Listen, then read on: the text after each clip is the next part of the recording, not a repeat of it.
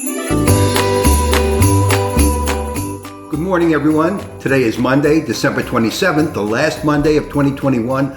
I'm Marv Eisen. And starting out the week, we look at the economic calendar as we always do, and there are no news announcements scheduled today that are going to be market moving. In fact, none scheduled at all.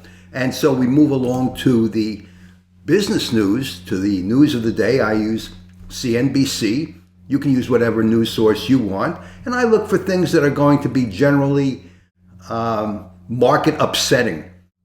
What's the market going to do today? Now, on Thursday was the last day of last week. The market was closed Friday for the holiday. The market did decline by 15 points just at the close. So that's something to consider.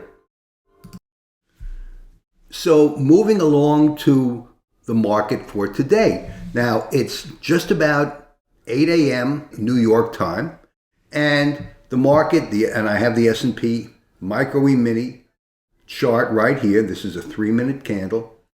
And my Christmas present to you for today, and I might do it tomorrow also, is to give you the trading zone calculated using Taylor's book method, plus a few other numbers that I throw in there that smooth out the average. This is the trading zone forecast for today. Now, the trading zone is a compendium of price action over the last several trading periods. And without going into the technical details of it, and you can learn those in my emini trading course, the support is at 47.20. Resistance is at 47.64. These numbers are not to be taken as anything other than calculations of averages of the previous days. Now, if the market is upset by something, it trades out of the averages, and we get days where the trading zone numbers don't really tell us anything. At least they don't if you don't know how to read them. But nevertheless, today's support is 47.20, resistance at 47.64, and the market did close. The previous close was down here at 47.15. So this is a significant gap here. We're trading at 47.30. So there's a 15-point gap that the market may fill. We have to watch that at the open. Of course, the market will meander. We've got another hour and a half before the market opens. So what is your New Year's resolution going to be? It might be a little early to think about New Year's resolutions, but I suggest that you start thinking about a New Year's resolution. And if you're a trader, I'll suggest one for you.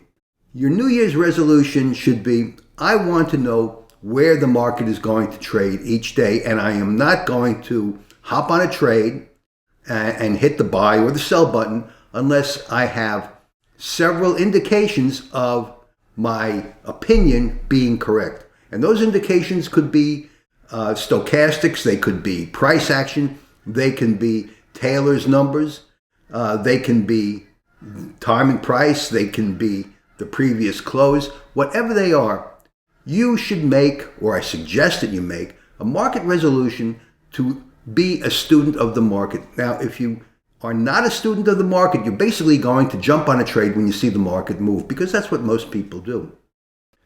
So that's my suggestion for a New Year's resolution.